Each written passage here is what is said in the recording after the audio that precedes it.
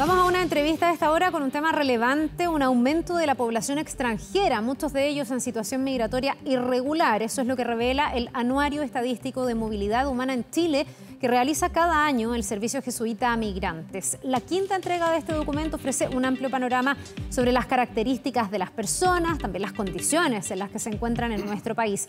Vamos a conocer más detalles, nos acompaña para esto Ignacio Eisman, él es director de Incidencia y Estudios del Servicio Jesuita a Migrantes. Muchísimas gracias por estar con nosotros, Ignacio, bienvenido. Muy buenos días, muchas gracias por la invitación. A ver, lo primero, si nos puedes explicar cómo se construye este anuario, que ya tiene varias ediciones y que me imagino permite también ir haciendo una comparación o pudiendo ver la evolución que tiene la población migrante en nuestro país. Sí, bueno, en el servicio, desde el área de estudio, nosotros permanentemente estamos solicitando información a distintos organismos públicos, ¿cierto? La Policía de Investigaciones, el Servicio Nacional de Migraciones, por ejemplo, respecto de algunos indicadores de la población migrante. O sea, cuántas personas están entrando, cuáles son los datos sobre ingresos por pasos no habilitados, por ejemplo, la matrícula escolar, etcétera, y los vamos consolidando en este informe, que permite tener un panorama respecto de los principales indicadores de la movilidad humana en Chile.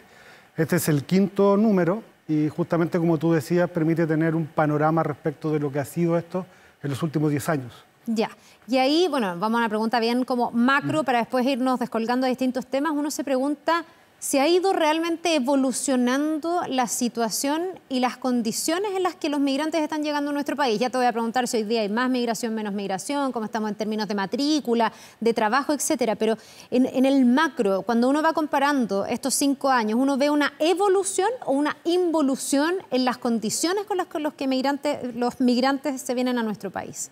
Claro, eso está un poco detrás de los números, ¿cierto? Y bueno, ayer había un seminario donde presentaron, en la Universidad Alberto Hurtado, donde se presentaron resultados de la encuesta CACEN, y el director del Servicio Nacional de Migraciones justamente hacía referencia a las condiciones socioeconómicas con que viene llegando la población a Chile, principalmente de Venezuela o de países que tienen crisis sociopolíticas, crisis humanitarias. Entonces, efectivamente, los flujos migratorios de los últimos 2 o 3 años principalmente son personas que están viajando en situaciones de mucha vulnerabilidad, que eso es distinto a la migración tradicional, claro, que llegaba años anteriores de Argentina, de Perú, ¿cierto? Que han sido más históricas, ¿sí? Y a lo mejor más planificada y en mejores condiciones que cuando una persona tiene que venir escapando de una crisis social, por ejemplo, o política. Claro, claro, y con más condiciones de cumplir todos los requerimientos de solicitud de visados, de planificar el viaje, la estadía en Chile. Y justamente lo que tú mencionas es muy relevante, porque lo que hemos tenido en los últimos años es una crisis humanitaria. Entonces tampoco se puede mirar la migración sin esa variable, sin entender que son, el contexto. Claro, que son personas que están buscando una situación mejor, que están escapando de situaciones de violencia, de profunda crisis, de situaciones de hambre, y eso hay que entenderlo también y mirarlo en la respuesta que estamos dando hoy día. Ya, Ignacio, y respecto de la cantidad de gente que está llegando, la situación en la que están viniendo, el último contexto, el contexto actual, también es una discusión pública, digamos, respecto de cómo controlar de mejor manera las fronteras, cómo poner más cortapisas para que no entre gente por pasos clandestinos, de manera irregular, que después están acá y no sepamos quiénes son. ¿Ese discurso de mayor control de la frontera ha desincentivado de alguna manera la migración o igual están llegando migrantes y migrantes en situación irregular, que es lo que más preocupa? Sí, a ver, el control no desincentiva, ¿sí? Donde se pone un control también se generan formas alternativas de ingreso que son por pasos no habilitados. La crisis humanitaria se mantiene. La necesidad de ir a un lugar que ofrece mayores oportunidades, como está haciendo Chile, se mantiene y las personas van a seguir viniendo. Lo que genera el mayor control, ¿cierto?, es el aumento de la irregularidad. Cuando ese mayor control, no quiero decir que no esté de acuerdo con el control, nosotros estamos de acuerdo con controlar la frontera y hay que hacerlo. Pero también hay que tener mecanismos efectivos y reales para que las personas puedan solicitar, ¿cierto?, un visado y el ingreso a Chile. Y el Estado puede efectivamente saber quiénes son, por dónde entran, y a quienes no cumplen con los requisitos por motivos, no sé, porque tienen antecedentes o han cometido delitos en sus países, por ejemplo, están vinculados a redes de crimen organizado, efectivamente controlar que no ingresen. Pero el control y el aumento de barreras sin dar esta alternativa lo que va lo que va a seguir incentivando es la informalidad. ¿Y se está dando esa alternativa, más menos que antes? En algunos casos se habían habilitado visas especiales para algunos países. Eso, el mecanismo este existe. año, en este anuario, ¿qué refleja? Este anuario refleja que la tendencia se mantiene. Digamos, el año 2023 no tiene diferencias al 2022, a lo que viene desde el 2021, ¿cierto? A pesar de la militarización, a pesar del aumento del control, porque la crisis humanitaria continúa y los flujos ¿cierto? Continúan. Hoy día los mecanismos existen. O sea, uno puede pedir un visado en Venezuela, en Haití, en Cuba, pero en términos prácticos eso no se logra. Porque el registro civil que existe en Chile no existe en otros países. Que le entreguen la documentación tampoco es algo que ocurre. Cuando una persona está arrancando tampoco tiene el tiempo ni las condiciones para poder cumplir con todos esos trámites. Y eso Chile no lo facilita. Entonces, poner todos esos requisitos también es una forma de trabar, ¿cierto? El refugio, por ejemplo, que es parte de la protección internacional, que es parte de lo que nosotros debemos hacer como comunidad internacional, tampoco facilita que eso se haga. Son muy pocos los refugios que se han reconocido. La mayoría se rechaza, ¿no? Hay entre el 2017 y el 2023 hay cerca de 26.000 solicitudes. De esas hay resoluciones respecto de poco más de 8.000. Es decir, hay mucha cantidad de solicitudes que todavía no tienen respuesta. Y de esas 8.000, menos del 10%, ¿cierto?, se han reconocido. Y de ese reconocimiento, la gran mayoría no son de Venezuela, por ejemplo. Digamos, son de otros países, está el tema de Ucrania, Afganistán, por ejemplo. Entonces, tampoco es que Chile esté reconociendo mucho la condición de refugiado y eso haga que todo el mundo venga a las fronteras porque le van a dar refugio, vivienda, que es un poco la caricatura que a veces se cree. Ahora, eso me imagino que tiene cierto sentido cuando también uno podría pensar que hay gente que pudiera intentar utilizar la herramienta del refugio sin necesariamente ser un refugiado, y me imagino que debe haber como una escala de, no sé si de prioridades, pero un criterio. ¿Cuándo eres tú un refugiado realmente? Entiendo que basta con que la persona lo diga para que esto se tramite y claro, se curse la solicitud, pero eso se tendrá que constatar también. Ahí puede estar la explicación para que haya muchas solicitudes todavía pendientes y que haya además una alta tasa de rechazo a esas solicitudes. Claro, pero también el punto que nosotros observamos con preocupación es que las personas puedan acceder adecuadamente al procedimiento, independiente del resultado, que es tal como tú dices, tiene que ajustarse al mérito. O sea, ¿cierto?, que no estén esperando la resolución, en el fondo que se les dé una respuesta, dices tú. Y que el inicio de ese proceso efectivamente se haga de manera adecuada. O sea, ¿en qué sentido? ¿Qué es lo que cuando alguien sale de un país, tampoco, imagínate si uno sale, va escapando de Chile, no es que tenga los tratados internacionales y todo el procedimiento en la cabeza y sepa muy bien no sabe nada. Que tiene. Entonces, cuando uno recibe a una persona, la primera respuesta lo más probable es busco trabajo, busco ingresos, qué sé yo, pero su historia tiene que ver con protección. Entonces, los funcionarios que nosotros tenemos en frontera tienen que ser capaces de detectarlo. Uno. Después, todo el procedimiento tiene que garantizarse, tienen que poder, ¿cierto?, tener un abogado, que alguien los pueda acompañar, ¿cierto?, asegurar que esas entrevistas, que toda esa solicitud de pruebas se haga de manera correcta y la persona tenga efectivamente la posibilidad de solicitarlo.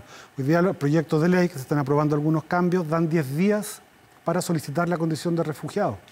O sea, 10 días en que yo llego, en que tengo que saber que existe esta normativa, cómo se usa, poder presentarla, buscar a alguien que me patrocine también, es poco. Entonces el procedimiento existe efectivamente, pero uno también tiene que favorecer que la gente pueda acceder al procedimiento, ¿sí?, y que se apliquen los criterios. Luego viene el resultado y uno lo podrá discutir y también decir si hay cerca de 14.000 trámites que todavía no se resuelven, bueno, se necesita una mayor inversión en profesionales que estén dedicados a eso. Lo mismo con los visados, con el atraso histórico que hay. O sea, esto debe estar atochado también porque hemos tenido un flujo migratorio, sobre todo impulsado por la situación de Venezuela, que se ha ido desbordando, no solo en Chile. Hay que ver lo que ha pasado también en países mucho más cercanos, donde también han recibido gran cantidad de migrantes. Sí, y el doble y el triple de lo que recibimos nosotros. Entonces, la situación de Chile no es única, digamos, en la región. Y se requiere una inversión también en recursos humanos para poder tramitar y poder gestionar todos estos requerimientos. Oye, ¿ha mejorado en algo el que las personas se vengan a Chile de manera regular, pensando en que las condiciones que pueden encontrar de esa forma son mejores que si entran irregularmente? Y me pregunto también qué pasa con ese 80% a los que se les ha dicho no. la calidad de refugiado no se le concede, ¿en qué situación migratoria quedan? ¿Quedan irregulares en nuestro país? ¿Tienen el acceso a la regularización? Porque es distinto estar regularizado que estar irregular, para buscar trabajo, para acceder a los servicios, para un montón de cosas. Claro, las personas hoy día mantienen la situación que tenían al momento de solicitar el refugio. O sea, si es que entraron de manera irregular, van a mantener ese estatus. Si es que tienen una visa de turismo, no se va a mantener eso, ¿cierto? Si se acoge el procedimiento, debieran estar durante ese tiempo con un permiso. Ya. Ahora, claro, la regularización ciertamente da mayores condiciones para tener un contrato de arriendo, por ejemplo, tener un empleo no precarizado, formalizado, ¿cierto? Independiente que van por líneas distintas, las leyes laborales, digamos, y la migratoria, pero da mayor, finalmente, formalidad, ¿cierto? Que es lo que todos necesitamos para poder insertarnos bien. Esto también ustedes lo vieron porque hay un ítem, digamos, de este anuario que tiene que ver con el mercado laboral, donde yo veía que sigue habiendo una brecha importante entre hombres y mujeres, aunque las mujeres migrantes se han ido integrando bastante más, o sea, se ha ido como remontando en esto al mercado laboral. Cuando hablamos de incluirlos al mercado laboral, ¿estamos hablando de un mercado laboral formal? ¿Estamos hablando de la informalidad? ¿Qué hacen los migrantes cuando vienen a nuestro país en términos gruesos? Habrá situaciones y situaciones, pero sí. ¿Qué tan bueno es el panorama en términos laborales para ellos, por ejemplo? Es complejo. O sea, hay 1.600.000 personas y un poco más de extranjeros en Chile. La parte de esa población que está en situación de irregularidad no es la mayoría. O sea, la mayoría de las personas extranjeras están regularmente residiendo en Chile e insertado en términos formales. Pero cuando uno hace el zoom en esta población que es más vulnerable, que está en situación irregular, efectivamente está accediendo a empleos más precarios, probablemente más susceptibles de abusos laborales, ¿cierto? Empleo informal, comercio ambulante, una economía más informal de sobrevivencia. Lo mismo pasa en el ámbito de la vivienda. Los campamentos están resultando una primera estrategia para acceder a algún alojamiento, entre comillas, más permanente. Las alternativas son no sé, albergues, situaciones de calle que se van experimentando.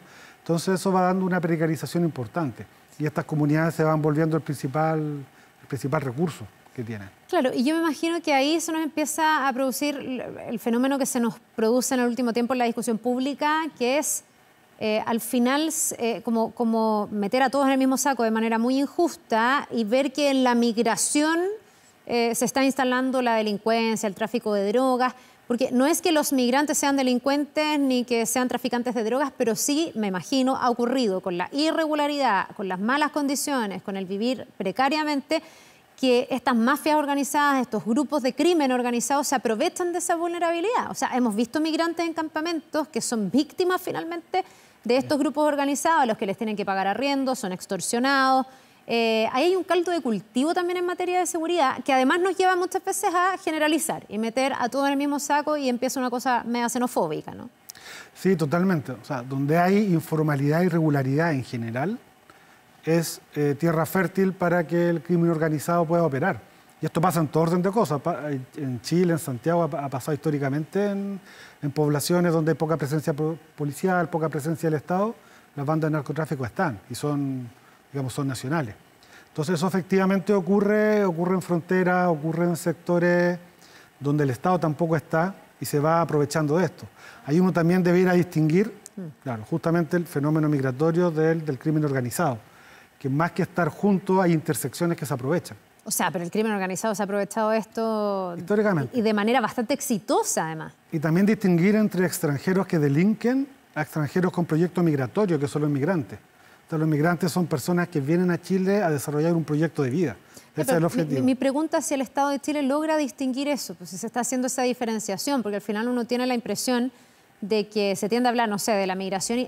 Cuando uno dice, hay un migrante o un extranjero irregular en Chile, tú podrías tener de las distintas categorías, gente que viene a aportar, que tiene claro. un plan migratorio, como tú le llamas, un plan de vida, de buscarse nuevas oportunidades, y también podría haber una persona que viene a delinquir y que viene a convertirse en soldado del Tren de Aragua. ¿Qué herramientas hay hoy día?